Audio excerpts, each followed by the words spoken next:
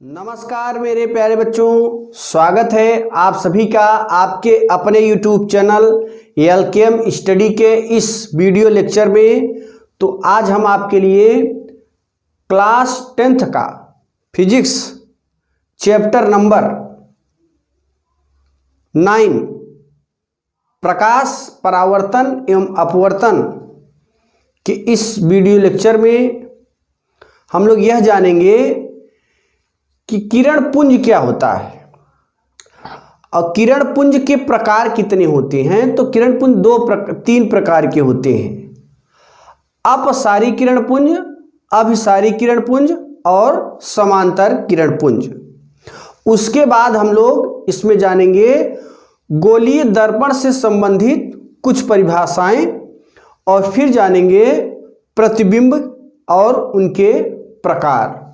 तो चलिए अब हम लोग इसके बारे में समझते हैं कि किरण पुंज क्या होते हैं।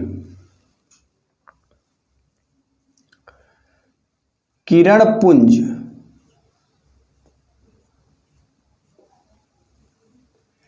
देखिए मेरे प्यारे बच्चों, प्रकाश किरणों के समूह को प्रकाश किरण पुंज कहते हैं। यानी जैसे हमने कोई टॉर्च मारा और उस टॉर्च से अनंत किरणें निकली और जो अनंत किरणें हैं उन सभी किरणों का जो ग्रुप होता है वही किरण पुंज कहलाता है।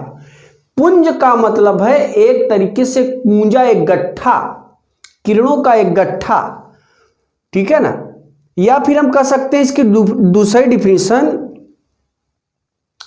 सूर्य के प्रकाश से अनंत किरणें निकलती हैं, इस किरण समुदाय को किरण पुंज कहते हैं। फिर समझिएगा, सूर्य के प्रत्येक बिंदु से अनंत किरणें निकलती हैं, इस किरण समुदाय को किरण पुंज कहते हैं। यानी सूर्य का जो हमारा सरफेस होता है उस सरफेस से अनंत किरणें धीरे धीरे निकलती हैं और जब वो सारी किरणों को हम मिला देंगे तो एक ग्रुप, एक समूह बन जाएगा और उसी समूह को किरण पुंज कहते हैं। तो इसकी दो डिफिनीशन मैंने बताया। पहला नंबर, प्रकाश किरणों के समूह को प्रकाश किरण पुंज कहते हैं। दूसरी डिफिनीशन है, सूर्य के प्रकाश से अनंत किरणें निकलती हैं, इस किरण समुदाय को किरण पुंज कहते हैं।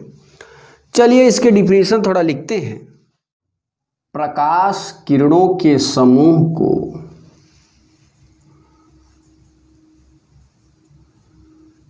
किरणों के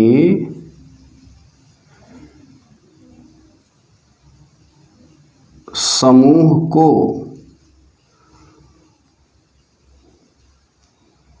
प्रकाश किरण पुंज कहते हैं। प्रकाश किरण पुंज कहते हैं।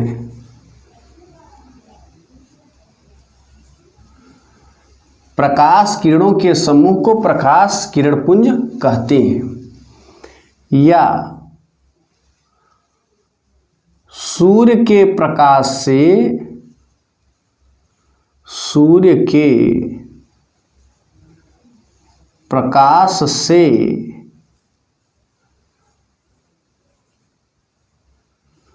अनंत किरणें निकलती हैं, अनंत किरणें निकलती हैं, इस किरण समुदाय को, इस किरण समुदाय को किरण पुंज कहते हैं। किरण पुंज कहते हैं। तो यहाँ पे इसकी जो डिफिनीशन है किरण पुंज की, हमने ये बताया मेरे प्यारे बच्चों कि प्रकाश किरणों के समूह को प्रकाश किरण पुंज कहते हैं। या सूर्य के प्रकाश से अनंत किरणें निकलती हैं। इस किरण समुदाय को किरण पुंज कहते हैं। अब हम जानेंगे किरण पुंज के प्रकार। तो किरण पुंज हमारे पास 3 प्रकार के होते हैं। किरण पुंज के प्रकार। तो सबसे पहले देखिए, जो किरण पुंज होते हैं वो 3 प्रकार के होते हैं। किरण पुंज 3 प्रकार के होते हैं। 3 प्रकार के होते हैं। अब यहां पे पहला नंबर हम जरा सीखते हैं हम लोग, अपसारी किरण पुंज।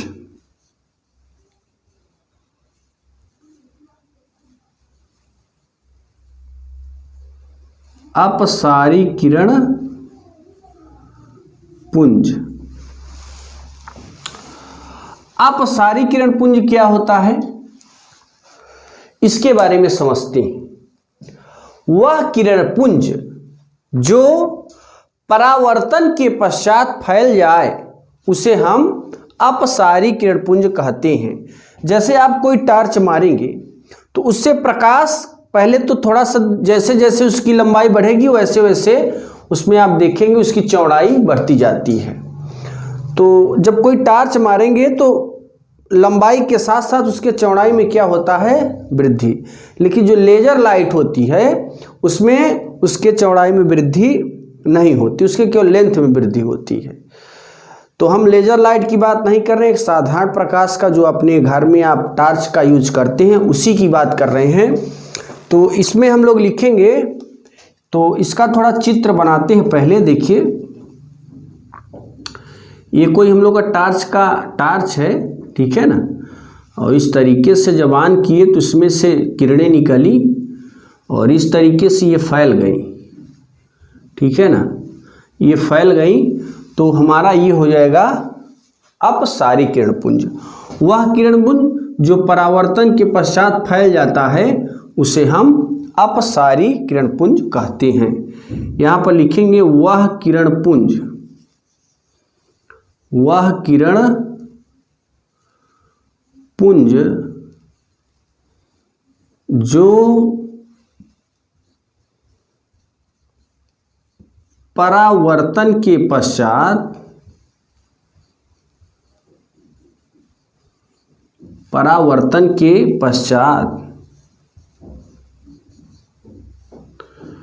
फैल जाता है उसे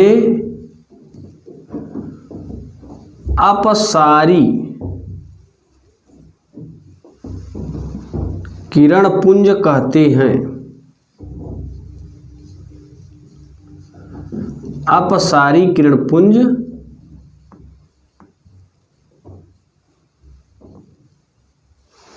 तो इसमें यह देखना है कि वह किरण पुंज जो परावर्तन के पश्चात फैल जाता है उसे अपसारी किरण पुंज कहते हैं।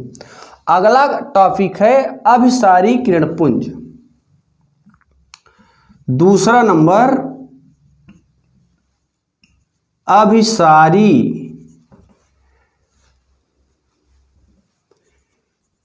किरण पुंज। तो अभिसारी किरण पुंज में वह किरण पुंज, ये देखिए टॉर्च है इस तरीके से। अब इसमें क्या होता है मेरे प्यारे बच्चों, जो प्रकाश है ना वो ज़्यादा से ज़्यादा प्रकाश की किरणें भिन्न स्थानों पर आकर एक बिंदु पर एकत्रित हो जाती हैं, ठीक है ना। ये है ये प्रकाश, वह किरण पुंज जो परावर्तन के पश्चात एक बिंदु पर आकर मिलते हैं उसे अभिसारी किरण पुंज कहते हैं। तो मेरे प्यारे बच्चों, आप लोग इसमें ये देख रहे हैं कि यह जो किरण पुंज है एक अभिसारी किरण पुंज है और इसमें प्रकाश किरणें एक बिंदु पर आकर एकत्रित हो रही हैं। ठीक है ना। तो इसकी डिफिनीशन हम लोग लिखेंगे, वह किरणपुंज, वह किरणपुंज जो परावर्तन के पश्चात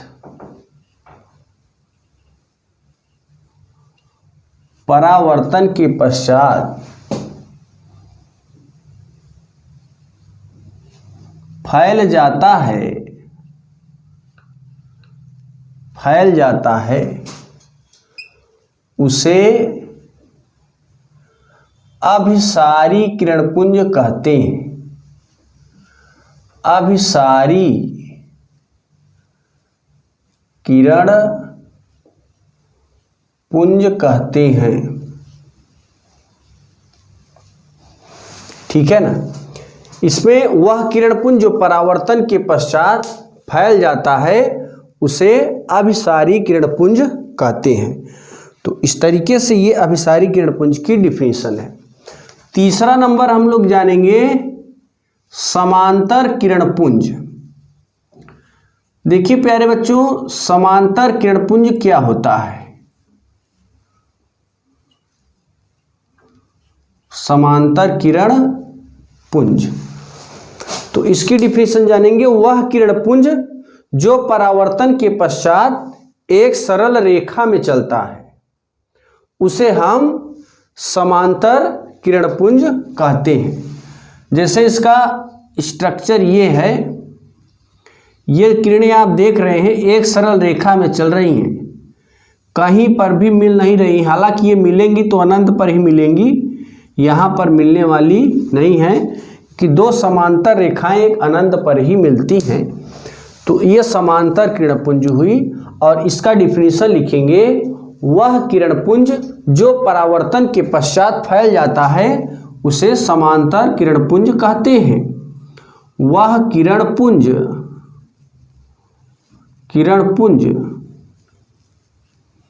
जो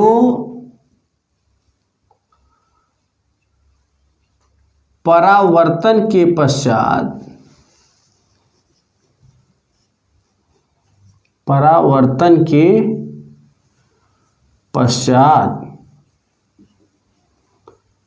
फैल जाता है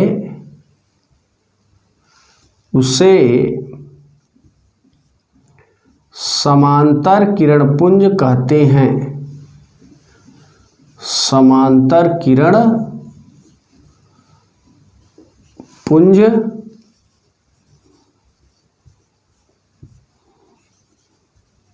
कहते हैं। तो इस तरीके से ये है हमारा समांतर किरणपुंज की डिफिनीशन। फिर समझते हैं एक बार इसे, वह किरणपुंज जो परावर्तन के पश्चात फैल जाता है उसे हम समांतर किरणपुंज कहते हैं। अब हमने आपको बताया था दर्पण की परिभाषा क्या होता है, जरा इसको समझते हैं। दर्पण की परिभाषा,